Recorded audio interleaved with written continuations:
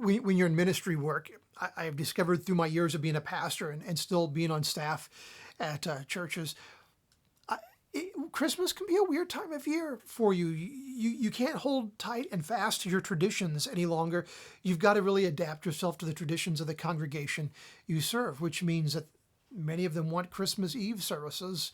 And this year, Christmas is on Christmas Day. I mean, Sunday, I should say. Yeah, Christmas is always on Christmas Day, Greg. I'm going to actually leave that in there. I'm not going to redo this. That's a gem. Christmas is on Christmas Day this year, on Sunday.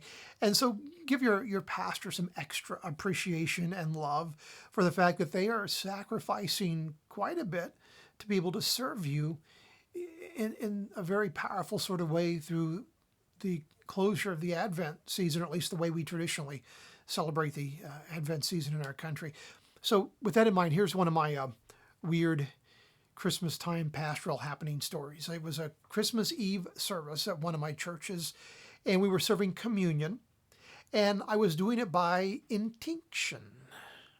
I just like saying intinction. You know what communion by intinction is? It's when you take the chalice, the cup, and you have the drink in it, and they pick the bread off the loaf and dip it in and take it that way. Now, in this pandemic, post-pandemic world, whatever it is we are in, it's not a smart way of doing communion anymore. People are kind of moving away from that, at least right now, in deference to making sure everybody is safe. But at this time, we were doing it that way. And so this one lady had two of her friends with her that evening, and he came up and he took the bread, and then, much to my shock, took the cup from my hand and drank directly out of it.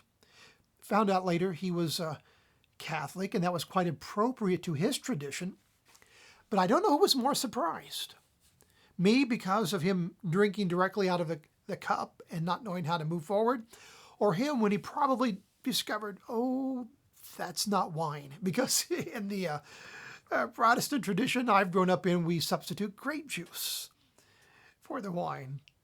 There you go. My blessing for you today is that God will give you a special remembrance this Christmas Day, and maybe even today, a special remembrance of one of the powerful blessings He's placed in your life over this past year. May something just kind of come home to roost for a little while and settle in you, and may you be able to commune with God in that memory and recognize, through the tough things, through the difficult things, God has been present. He's here, and He left me this as a reminder. May that bless you today, and may it be so in the name of Jesus.